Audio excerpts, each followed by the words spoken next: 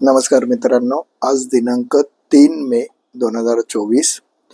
काल आपण देशाच्या सुरक्षिततेच्या बदल्यात आपण जे मतदान करणार आहोत त्या मतदानाच्या साठी आपण चर्चा केली की आपण मतदान कुठल्या पॅटर्नवर केलं पाहिजे.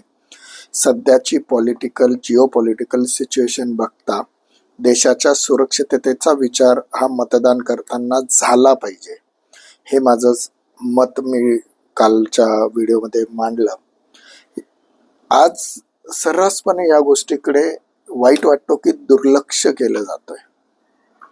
दुर्लक्ष का केलं जातंय आणि हे दुर्लक्ष कशा पद्धतीत केलं जातंय की तुम्हाला या गोष्टींची जाणीवच होऊ देता कामा नये याच्यासाठी आज 1,00,000 रुपये महिलांना हाऊसवाईफला देण्याचं वचन दिलं गेलं. लक्षात घ्या, हे 1,00,000 रुपये किती लोकांना मिळणार आहेत? ह्या ज्या करोडो महिलांना 1,00,000 रुपये तुम्ही देण्याच्या गोष्टी करतात, तो पैसा कुठून उभा राहणार आहे हे तर तुम्ही सांगत नाही आहात. महिलांना 1,00,000 रुपये देणार, अहो का बरं, कसे देणार? त्यापेक्षा ज्या महिला हाऊसवाईफ्स आहेत त्यांना उद्योगवर्धिनी करून 1,00,00,000 रुपये कमवण्याचं साधन का देऊ नये?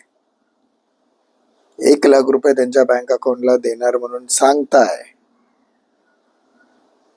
परंतु ते 1,00,000 रुपये आणण्यासाठी अर्थव्यवस्थेत तरतूद कुठे आहे? आपल्या फायनान्शियल बजेटमध्ये तरतूद कुठे आहे? किती मध्यमवर्गीय लोक या 1,00,000 रुपये मध्ये क्वालिफाय होणार आहेत? कारण की गरीब जनता ही भारतात 12.5% आहे.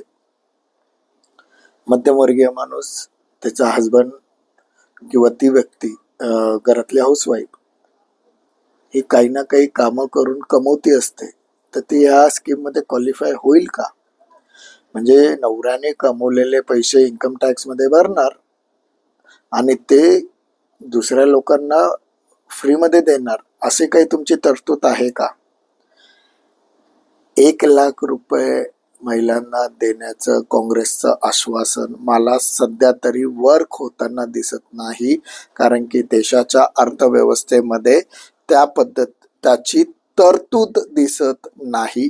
यासाठी कारण की येणारा पैसा आपला मध्यमवर्गीयांचा स्वाभिमान हा विचार करता आपल्या मध्यमवर्गीय बांधवांना त्याचे कितपत फायदा होईल हेही मला सांगता येणार नाही. मित्रांनो, मागच्या आठवड्यामध्ये ज्यावेळेस माननीय पंतप्रधान मोदीजी हे पुण्यात आले होते, त्यांचं भाषण ज्यांनी व्यवस्थित ऐकलं त्यांना नक्कीच ही गोष्ट लक्षात आली असेल की पुण्यात आल्यानंतर त्यांनी आपण जे चर्चा करतोय असे 2 मुद्दे आवर्जून स्वतःच्या भाषणामध्ये इनकॉर्पोरेट केले. एक मध्यमवर्गीय लोकांसाठीचा मुद्दा आणि दुसरा हेरिटेज वस्तूंचा मुद्दा. याच्यावरून एक गोष्ट लक्षात येते की माननीय पंतप्रधानांपर्यंत आपल्या मध्यमवर्गीयांचा आवाजाचं रीच होतोय, ते मुद्दे त्यांच्यावर प्रभाव टाकतायत.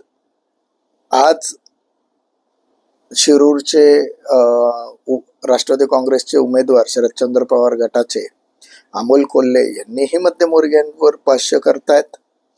अनेक उमेदवार असे आहेत की जे मध्यमवर्गीय, उच्च शिक्षित, देशाची अर्थव्यवस्था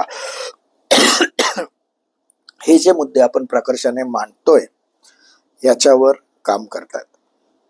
व्हायसा काँग्रेसचा विचार केला तर काँग्रेसमध्ये टॅक्स रिफॉर्मेशनचा माझा मुद्दा त्यांनी निगेटिव्ह सेन्समध्ये घेतला. त्यांनी हेरिटेज टॅक्सच्या संदर्भामध्ये चर्चा केली.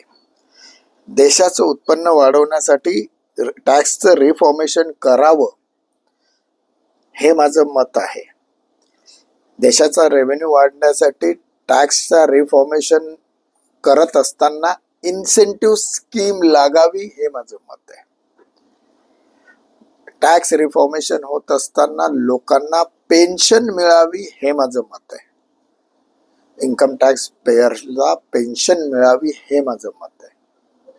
पण हेरिटेज टॅक्स लागू नये आता हेरिटेज टॅक्सचा फायदा आणि तोटा आणि मध्यमवर्गीयांना त्यावर होणारे इफेक्ट या सगळ्यांच्या बद्दल येत्या 2 दिवसात मी डिटेल व्हिडिओ करण्याच्या मनस्थितीत येतोय, कारण की त्याच्यावर प्रचंड अभ्यास चाललाय.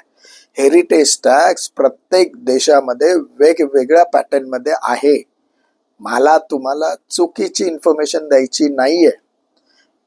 काँग्रेसच्या एका व्यक्तीच्या प्रपोजल नंतर काँग्रेसने ज्या पद्धतीत हेरिटेज टॅक्सवर चर्चा सुरू केली आहे आणि त्यांनी ज्या देशाचं नाव घेतलंय त्या देशातला टॅक्स स्लॅब, त्याच्यामध्ये कसं इम्प्लिमेंटेशन होतो, किती प्रॉपर्टी डाऊनस्ट्रेस होते, हे सगळं कॅल्क्युलेशन ॲज इट इज जर त्यांनी कॉपी पेस्ट केला तो ऍक्ट, तर त्याचा काय इफेक्ट होणार आहे हे सुद्धा आपण चर्चा करू. आणि जर हेरिटेज टॅक्स सरकार घेणार असेल तर ह्या फॅसिलिटीज देणार आहे का? जशी लाईफ टाईम पेन्शन देत आहे, तुम्हाला मेडिकल फ्री आहे, एज्युकेशन फ्री आहे, इलेक्ट्रिसिटी फ्री आहे, यासारख्या बेसिक पॅरामीटर्स आपण फ्री देण्याच्या कंडिशन मध्ये आहोत का? एका बाजूला हेरिटेज टॅक्सच्या नावाने मध्यमवर्गीयांची पिळवणूक करायची आणि दुसऱ्या बाजूला 1-1 लाख रुपये हाऊसवाईफला देतोय असं गाजर दाखवायचं. मग माझा मुद्दा तिथंच आला की फायनान्शियली 1 लाख रुपये जे हाऊसवाईफला देण्याचं काँग्रेस कबूल करतोय, ज्याची बजेटमध्ये प्रोव्हिजन नाही. मुद्दा नीट लक्षात घ्या. हे 1 लाख रुपये का हेरिटेज टॅक्स लावून माझ्या मध्यमवर्गीय बांधवांचे, श्रीमंत लोकांचे पैसे लुटून देणार आहात का? आणि हे सर्व करत असताना देशाच्या सुरक्षिततेबद्दल तुम्ही काय विचार केला याच्यावर तर काँग्रेस भाष्यच करेना. कारण की आत्ताच्या क्षणाला आपल्या देशाला 5 वे वॉरची होण्याचे चान्सेस आहेत.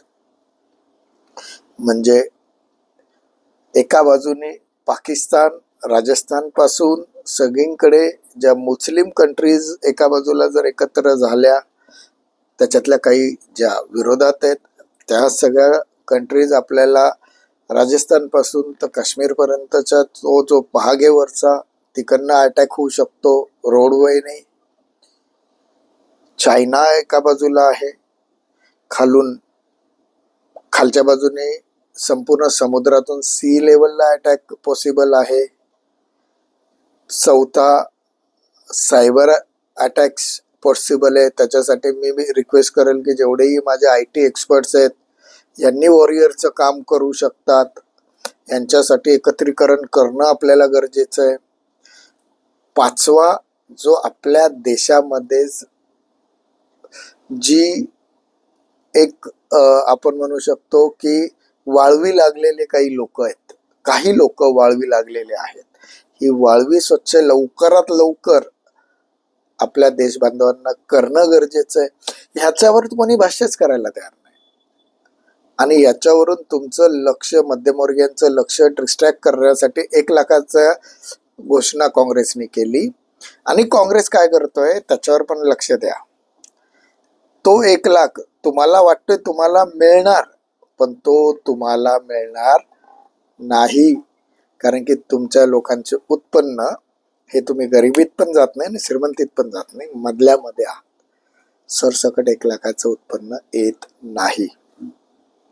हेरिटेज टॅक्सच्या बद्दल लवकरच येत्या 2 दिवसामध्ये मी अजून डिटेल्समध्ये बोलेल.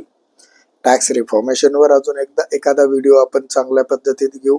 तोपर्यंत अजून काही विषय, आता इलेक्शनच्या दृष्टिकोनातून मतदान कुणाला करावं या दृष्टिकोनातून सारासार विचारशक्तीला अनुसरून तुम्हाला वाटत असतील तर मला कळवा. मी त्याचं अभ्यास करून विवेचन आपल्यासमोर सादर करेल.